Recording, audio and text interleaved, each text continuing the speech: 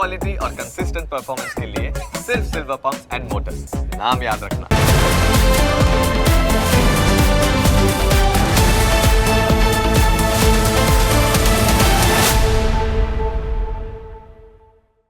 તમને સ્પર્શતા તમામ સમાચારોની છે અમને ફિકર અને એટલે જ હું આપના માટે લઈને આવ્યો છું prime 9 with Jigar. Prime 9 with જીગરમાં આજે વાત ફરી એક વખત કરવી છે રોકાણકારો. એ રોકાણકાર કે જેમણે પોતાની મહેનતની મૂડી એક લિમિટેડ કંપનીમાં રોકી હતી અને ત્યારબાદ એમની સાથે શું થયું.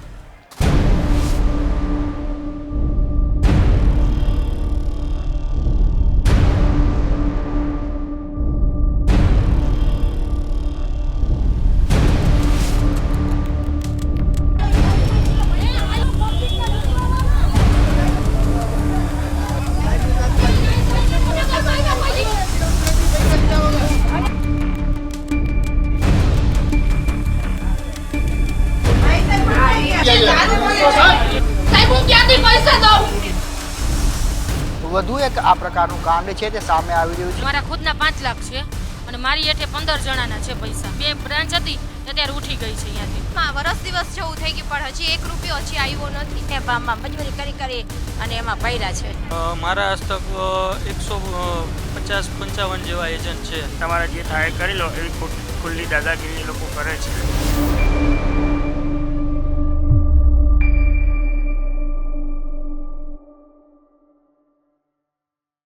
અમદાવાદથી જામનગરનું અંતર છે 350 કિલોમીટર.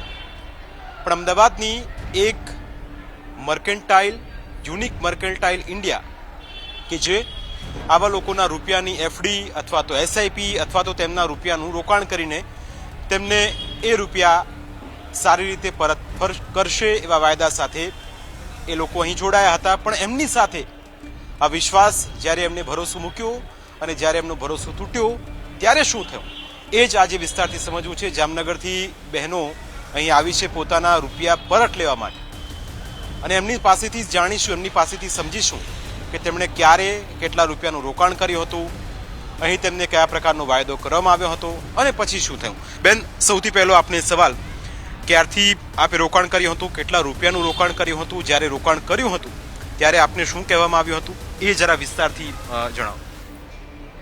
મને 2011 થી રોકાણ કરું છું અને એફડીમાં એમ કે 6 વર્ષે ડબલ થઈ જશે અને એસઆઈપીમાં દર મહિને 1000 રૂપિયા ભરવાના 6 વર્ષ સુધી. 75,000 ભરાય છે ને 1,07,000 મળશે એવી રીતે. એટલે એવી રીતે હું પોતાનું કરતી હતી અને બીજાનું કરતી હતી. અમારા લતામાં એવા કે શાકવાળા છે એ બિચારા ડેઈલી માટે રોજ 100 રૂપિયા આપી અને એ ભરતા હતા તો એને ટાઈમસર મળ્યા નહીં. અને અહીંયા બાવળામાં અમદાવાદમાં પ્લોટ છે એ પ્લોટ દઈ દીધા અમને કે 10 વર્ષમાં 5 ગણા ભાવ થશે. તો એને આજે 2012માં પ્લોટ આપ્યા છે. આજ કોઈ લેતું નથી પ્લોટ અમારા, એ ભરાવી દીધા છે. રાજકોટ એટલે જામનગર બધે પ્લોટની સ્કીમ છે. જ્યારે આ રૂપિયા તમે રોકતા હતા ત્યારે તમને કંઈ કહેવામાં આવ્યું હતું કે અમે આ રીતે તમને ડબલ કરી આપશું એફડી આ રીતે? હા, અમને આવી ગયા છે, શરૂઆતમાં આવી ગયા છે પણ આ 2020 થી બંધ થઈ ગયા છે આવવાના. મને 2-3 વખત ફિક્સ ડિપોઝિટ આવી ગઈ છે. એટલે 2020 થી 2024 દરમિયાન આપે જેટલા પણ રૂપિયા રોક્યા છે એનું કોઈને પણ હજુ સુધી પાછા પડે? ના, કોઈને ના. કોઈ આવે છે દાદાગીરી કરી જાય છે એને આપી દે છે. કોઈ ચાકુ દેખાડી જાય છે, કોઈ મારકુટ કરી જાય છે, એને આપે છે. એટલે આપ એજન્ટ તરીકે હતા કે આપના રોકાણની નીચે બીજા આપ જે એજન્ટ તરીકે હોય તો કેટલા લોકો આપની નીચે હતા? મારી નીચે 300 હતા, હું એજન્ટ હતી અને એ લોકો બનાવતા હતા એવી રીતે વધારાના હતા બીજા. મારી નીચે 300 હતા. એટલે તમારી નીચે જે 300 લોકો હતા એ પણ હવે ઉઘરાણી તમારી જોડે જ કરતા હશે? ના, એ સૌની રીતે કરે. બધા સાથે આવ્યા છે. અમારે જવાબ દેવો અઘરો થઈ પડે. પણ ક્યારેક એવું બને કે લોકોએ મહેનતની મૂડી પોતાના માટે ભેગી કરી હોય અને જ્યારે આ રીતે એફડીમાં મૂકવાના આવે અને પછી અચાનક એવું કહેવામાં આવે કે તમારા રૂપિયા મળશે નહીં, તો 2020 થી આવું થયું તો આપે ક્યારે રજૂઆત ન કરી અહીંયા આ લોકોને?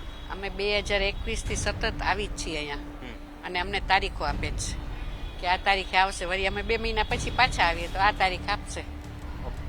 વધુ એક બેન સાથે વાત કરીએ. બેન, કેટલા રૂપિયા અહીં આ યુનિક જે ઇન્ડિયા મર્કેન્ટાઇલ છે એની અંદર આપનું રોકાણ છે, કેટલા આપની નીચે કામ કરતા હતા, એ લોકોની સ્થિતિ કેવી છે, ટોટલ એક વ્યક્તિ જો સમજીએ તો એક વ્યક્તિ કેટલા રૂપિયાનું રોકાણ અહીં કરતા હતા?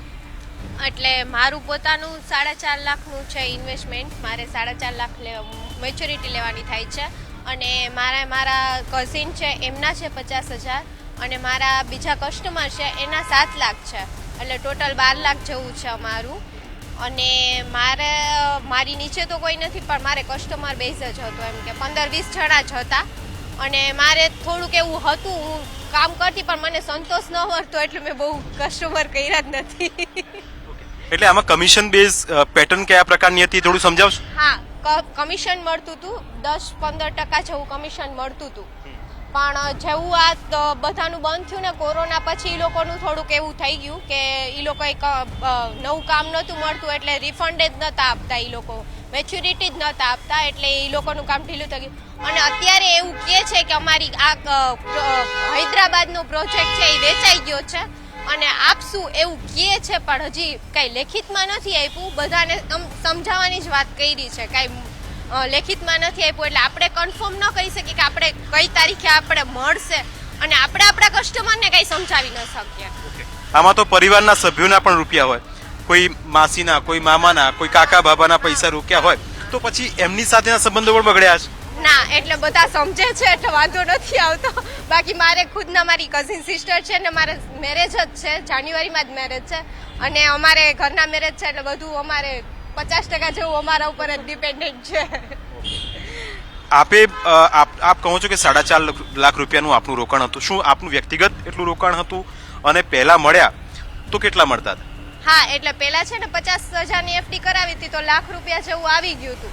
એટલે પછી અમે મંથલી એકાઉન્ટ મહિને 1,400 જેવું કર્યું હતું. તો ઈ મેચ્યોરિટી 4.5 લાખ જેવી છે એમ. એટલે લાલચ, એવું લાગે છે આપને કે લાલચ ભારે પડી? આ થોડુંક એવું છે. બિલકુલ બેન, તમારા કેટલા રૂપિયા હતા? આખા વર્ષ લોકો કમાય છે પોતાના પરિવારને સારું ગુજરાન ચલાવી શકે તે માટે, પણ ક્યારેક આવી લાલચ ભારે પડતી હોય એવું આપને લાગે છે? હા, એવું જ છે. કેમ કે હું પોતે પણ એજન્ટ છું. મારા પોતાના, મારા કસ્ટમરના આજે સારા રિલેશન હતા. જેમ કે મારો ભાઈ છે અને મારે કહેવાય ને ફ્રેન્ડ સર્કલ છે, તો આજે મારે જવાબ દેવો બહુ અઘરો પડે છે. એ લોકો એમ કહે છે કાંઈ એમ કહી દો કે નથી, કાંઈ એમ લારા ન દો. અમને એમ કહે છે કે તારીખ ઉપર તારીખ દો છો તો એક તો ફિક્સ તારીખ દો કે અમને દેશે, પણ અમને ઉપરથી જ તારીખ દે તો અમે શું કરી. એટલે એના માટે અમારે અહીંયા વારે આવવું પડે છે. પણ આ લોકો અમને રિપ્લે કાંઈ આપતા નથી, પરફેક્ટ તારીખ આપતા નથી. અમે એમ કહીએ છીએ અમે આવી, પણ અમને એક તારીખ તમે આપો. એટલે હવે આ લોકો શું કરવાના છે એ જ ખબર નથી પડતી. પણ અમારે તો કેવું લેડીઝ છે તો અમારે જેન્ટ્સના એવા ખાતા હોય તો અમારે શું કરવાનું, એ લોકોને રિપ્લે શું દેવાનો એમ.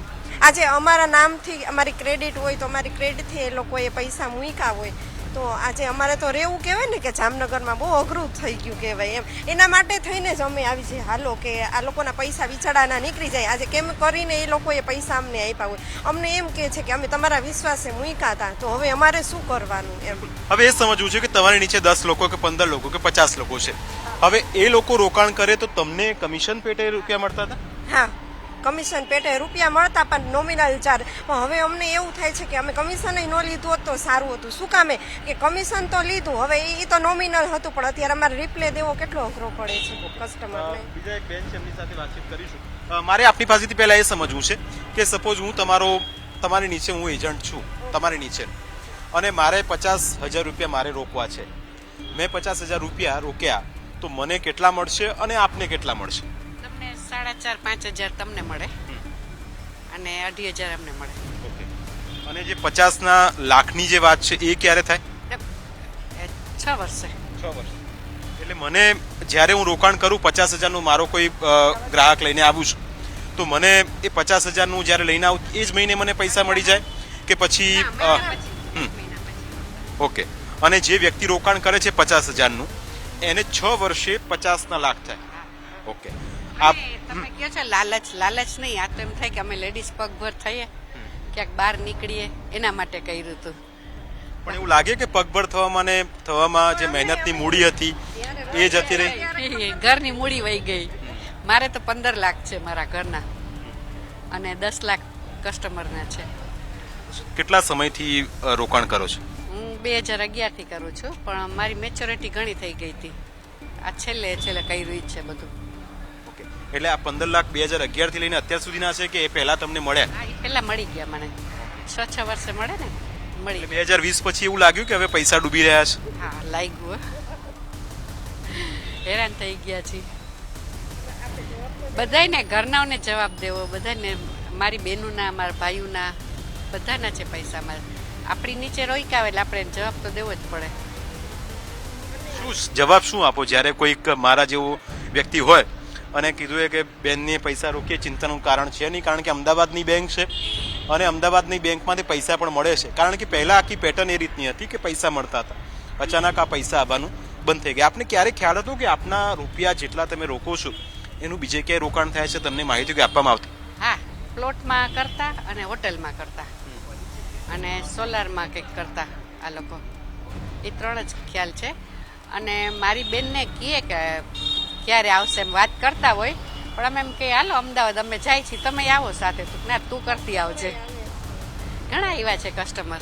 ક્યારે ફરવા લઈ જાય, વિદેશ જવાની વાત કરીએ, હોટલમાં મિટિંગો થતી, જે માણસો છે એ જે બેંક સાથે અથવા તો એ આખી જે કંપની છે એની સાથે સંકળાયેલા લોકો હોટલમાં લઈ જવાની વાતો કરતા, ક્યાંય બહાર ટ્રીટ આપને ફોરેન લઈ જતા, એવું કંઈ થયું? હા, સિંગાપોર લઈ ગયા હતા, દુબઈ, થાઈલેન્ડ, બેંકોક અને હજી કંઈક 2-3 જગ્યા. આપને લઈ ગયા હતા બેંકોક? હા, હું ગઈ છું. હું સિંગાપોર, મલેશિયા ગઈ છું. એટલે એવો ક્રાઇટેરિયા હતો કે આટલા નીચે 300 કે 400 કે 500 લોકોને નીચે રાખો અને જેનું સૌથી વધારે ટાર્ગેટ હોય એને એ રીતે કરતા? હા, એમાં 25 લાખનું તમે કરો ને એફડી કે ગમે એ કાંઈ પણ પ્લાન, તો તમને લઈ જવામાં આવે. પણ મેં તો નહોતો કર્યો, પણ આ મેડમે કર્યો હતો. સિંગાપોર જઈને આવ્યા, પણ અત્યારે તો અમદાવાદના ધક્કા ખાઈ રહ્યા છે. એટલા માટે ખાઈ રહ્યા છે કારણ કે લાલચ ભારે પડી છે. એ કહી રહ્યા છે કે લાલચ નથી, આ લોકોનો વિશ્વાસ તૂટી રહ્યો છે. કારણ કે આપનું નામ શું? નીતાબેનના નીચે 300 લોકો હતા. હવે એમાં એમના ભાઈ હતા, એમના બહેન હતા, એમના માસી હતા, એમના ફઈ હતા, બધા જ હતા. હા, મારી ડોટર લંડન છે, મારો સન ઓસ્ટ્રેલિયા છે. મને લાલચ તો નથી જ, પણ એમ થાય બહાર નીકળવું, ક્યાંય બધા સાથે મળવું, કરવું. બહાર એટલા નીકળ્યા કે ઘરના પૈસા બહાર જતા રહે. કઈ વાંધો નહીં. પણ બેન, તમારી સાથે શું થયું? કેટલા રૂપિયા રોક્યા હતા? તમે કોની નીચે કામ કરતા હતા અથવા તો તમારી નીચે કોઈ ટીમ હતી? ના, મારે તો એવું કાંઈ નહોતું. હું તો એજન્ટ કે એવું કાંઈ નથી, મેં તો કસ્ટમર જ છું. પણ મારે તો 2 લાખ રૂપિયા નીકળે છે, બસ એ જ મારે જોઈ છે. મારે બીજું કાંઈ નથી. 2 લાખની રોકાણ છે. જ્યારે આવી કોઈ સ્કીમ આવે ત્યારે ઘરના વડીલ હોય અથવા તો પતિ હોય, એમને પૂછો એટલે જ્યારે પહેલી વખતે હા પાડી હશે, હવે શું કહે છે? હવે એમ જ કહે છે જ્યાં લગી ન આપે ને ત્યાં લગી ત્યાં રોકાવ. તમે ના પાડી દે કે પૈસા ના રોકાય આવામાં? હા, એ કે હવે આવા બીજી વખત આવી રીતના ભરોસો ન કરે.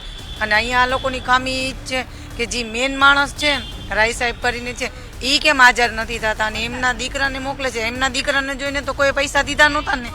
જે મેન માણસ છે એને જ આવવું પડે. જો એમની કંપની એને ચલાવી હતી તો એને જ અત્યારે હાજરી દેવી પડે ને એને જ બધા કસ્ટમરને સમજાવવા પડે કે આની આ રીતના છે. તો હવે એ તો દેખાડતા નથી. એટલે આ લોકોનું હવે આ જે હોટલમાં પોતે રહીએ છે એ ઓફિસે કહે છે વેચી નાખી છે. તો હવે 6 મહિના લગીને પછી કોઈ અહીંયા દેખાય નહીં, તો પછી અમારે પૈસા લેવા કેની પાસેથી? જેના થ્રુ અમે દીધા એને મારી કે આ લોકોને કહી કે કેને કહી? બિલકુલ. એટલે હવે આખા ઘટનાક્રમમાં વાયદા આપી રહ્યા છે, વચનો આપી રહ્યા છે અને તારીખ પે તારીખ જેવી ઘટનાક્રમ છે. છેલ્લો એક સવાલ, આપને પણ મોડું થાય છે, છેલ્લો એક સવાલ બેન, એ તમામ લોકોને, ગુજરાતના લોકોને કંઈક મેસેજ આપવા માંગશો? કારણ કે હમણાં છેલ્લા કેટલાય સમયથી કૌભાંડો આવી રહ્યા છે, પોન્જી સ્કીમ આવી રહી છે, એકના ડબલની સ્કીમ આવી રહી છે. એક મેસેજ આપના થકી કે મહેનતની મૂડી જ્યારે પરિવારના સભ્યો ભેગા કરીને કંઈક નવું ઘરનું ઘર લેવું હોય તો એ પણ સમય જાય છે, પણ જ્યારે 5ના 10 થતા હોય ત્યારે સ્વાભાવિક છે કે લાલચ જાગે અને આશા એમ હોય કે 5ના 10 થાય તો બીજું કામ નીકળી જશે. એવા લોકોને શું મેસેજ આપવા માંગશો કે જે પોતાની મૂડી, મહેનતની મૂડી કમાણી કરીને ઘરનું આખું ગુજરાન ચલાવતા હોય અને અચાનક પૈસા ડૂબી જાય? એવા લોકોને એક મેસેજ આપના થકી. પ્રાઇવેટમાં ક્યાંય મૂકવાનું નહીં, ગવર્મેન્ટનું હોય ને ત્યાં જ મૂકવાનું. LIC છે કે એવું કંઈ હોય તો એમાં જ મૂકવાના, પ્રાઇવેટમાં ક્યાંય નહીં, કે શેર બજારમાં નહીં, ક્યાંય નહીં. અત્યારે આ મારા બાબાની સ્કૂલ બગડી, અત્યારે બાલાછડીમાં એડમિશન કરવું હતું, પણ મને એમ થતું હતું કે આ પૈસા આવશે તો મારા બાબાને બાલાછડી સ્કૂલમાં બેઠાડીશ. અત્યારે એરફોર્સ કેન્દ્ર વિદ્યાલયમાં જ ભણતો હતો, તો તો હવે આમાં બેસાડો તો પણ હવે આ લોકો જવાબ જ નથી દેતા. 8 વર્ષ થયા, 2017ના છે પૈસા મારા, પણ હજી એનું વ્યાજ ગણીએ તો એ ઘણું થઈ જાય. હા વ્યાજ ગણી તો હવે એ વ્યાજ સી કે અમને આપશે. હવે આ કંપનીને રખાય કે ન રખાય એ તો હવે અમદાવાદ વાળાઓને ખબર, અને એ અમને આપ્યું ને એને ખબર. અને પોલીસ ક્રાઇમ તો કાંઈ બોલતા જ નથી. તો હા બિલકુલ, માણસોના પૈસા તમે લઈ લ્યો છો, પછી તમે કાંઈ જવાબ દેતા નથી. તો આ તમારા અમદાવાદમાં નીચું જોવાય. આ તો હાલો અમે તો કસ્ટમર છીએ અને ધક્કા ખાઈને વયા જાય છે, પણ જે માણસને દીધા હશે ને એનું કેટલું થતું હશે ને જે મેન માલિક છે એ નથી આવતા, તો એ કાંઈ સાંભળતા નહીં હોય કે મારા વિશે આટલું બોલે છે બધાય. કાંઈ સમજણ જ નથી. ત્યાં તો એના છોકરાને મોકલી દે છે. પોતાને ખુદને આવવાની જરૂર છે કે આમાં શું છે શું નહીં. તમે મારી સાથે ડીલ કરો, મારા બાબા સાથે નહીં ડીલ કરવાની. ક્યારેક એવું થયું કે પૈસા ક્યાંક રોકવાના હતા, ઘરના કોઈ વડીલનું ઓપરેશન કરાવવાનું હતું, અને એવું થયું કે પછી ઓપરેશન કરાવીશું અથવા તો કંઈક વસ્તુ પછી લાવીશું, પહેલા ₹1,00,000 રોકી દઈએ તો એના 2 લાખ 6 વર્ષમાં થઈ જશે. ક્યારે એવું થયું? ના, મારી સાથે તો એવું નથી થયું. મારા ઘરના જ મેં રોક્યા છે. બિલકુલ, ઘરના રૂપિયા રોક્યા છે ને અત્યારે એ રોકેલા રૂપિયા પાછા આવતા નથી, એટલે 300-350 કિલોમીટર દૂર જામનગરથી ધક્કા ખાવા પડે છે. અને એક બે નહીં, 200 લોકો આવ્યા છે, જે 200 લોકો કહી રહ્યા છે કે અમને અમારા રૂપિયા પાછા આપો. રૂપિયા પાછા મળ્યા છે પણ સમય પાછા નથી મળ્યા, એટલે હવે આ સ્થિતિ છે. તેમના ધક્કા પડી રહ્યા છે, પણ એ કહી રહ્યા છે કે સંચાલકો, જે જવાબદાર લોકો હતા, તેમના તરફથી કોઈ યોગ્ય જવાબ મળતો નથી, અને હવે રોકેલા રૂપિયાથી અત્યારે તો રોવાનો વારો આવ્યો છે. ગુજરાતમાં બીજેડની ચર્ચાઓ ચાલી રહી છે. વચ્ચે આજે અમદાવાદ ખાતે જામનગરના કેટલાક રોકાણકારો છે તે યુનિક મર્કન્ટાઇલ ઇન્ડિયા જે લિમિટેડ છે ત્યાં પહોંચે છે, અને ત્યારબાદ સમગ્ર વિવાદ છે તે સામે આવ્યો છે. ત્યારે બેંક જે ડિરેક્ટર છે તે આપણી સાથે છે. ઉત્કર્ષભાઈ, સૌપ્રથમ તો આ જે સમગ્ર વાત સામે આવી રહી છે એને લઈને તમારી પહેલી જે પ્રતિક્રિયા છે કે સ્પષ્ટતા છે એ શું રહેશે? સર, પહેલાં તો હું આપને એક નિવેદન કરવા માગીશ કે હું નથી સમજતો કે હું એ જરૂરી નથી સમજતો કે આપણે કોઈ અન્ય કંપનીનું નામ લઈએ. એ લોકોનો બિઝનેસ મોડલ શું હતું ને શું નહીં એ વિષયમાં મને જાણકારી એ નથી, હું અને જાણવાય નથી માગતો. અમે એટલું સમજીએ છીએ કે અમે 30 વર્ષ જૂની કંપની છીએ. આજની કંપની નથી. 96માં આનું રજિસ્ટ્રેશન થયો છે, અને છેલ્લા 30 વર્ષમાં એવો કોઈ આક્ષેપ આ કંપની ઉપર લાગ્યો નથી. આજે જામનગરથી લોકો આવ્યા છે એ મારા માટે એક તકલીફની વાત છે કે લોકોને જામનગરથી આવું એક 6 કલાકની જર્ની છે. ગ્રામીણ ક્ષેત્રોના લોકોને 6 કલાકની તકલીફ લઈને અહીં સુધી આવવું પડ્યું. આજ સુધી એવું બન્યું નથી. હવે આવ્યા છે, ક્યાંક ને ક્યાંક કોઈ ગેરસમજ છે.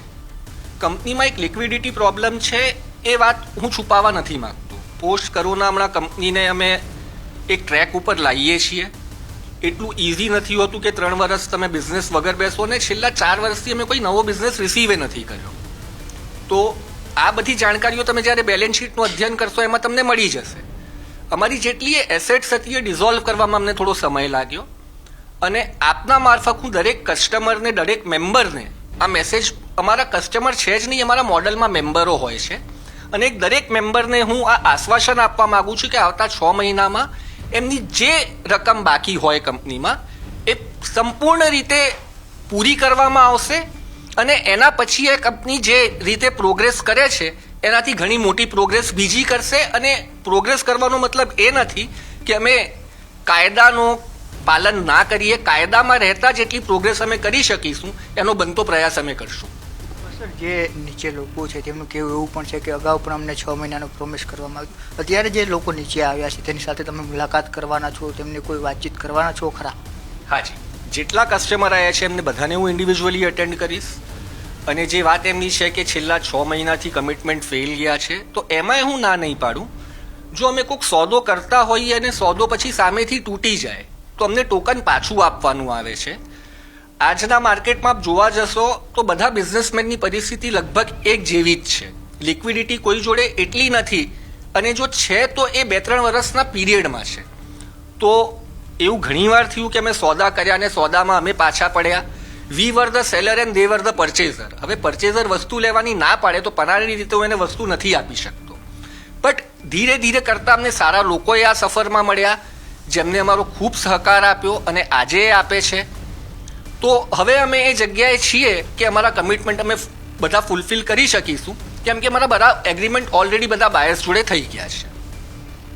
ખૂબ આભાર. તો આ ડિરેક્ટર હતા. આપણે લોકોની પણ વાત સાંભળીને ત્યારબાદ સમગ્ર ઘટનાક્રમ અંગે ડિરેક્ટર છે તેમની સાથે પણ વાતચીત કરીને તેઓનું કહેવું છે કે કેટલીક મુશ્કેલીઓ છે તે વચ્ચે આવી હતી, જેને કારણે ડિલે છે તે થઈ રહ્યું છે, પરંતુ તમામ રોકાણકારો છે તેમને તેમના પૈસા છે તે પરત મળશે એ પ્રકારની વાત અત્યારે તેઓ કરી રહ્યા છે. કેમેરા પર્સન નરેશ બુટિયા સાથે જયેશ ચૌહાણ, ન્યૂઝ કેપિટલ, અમદાવાદ.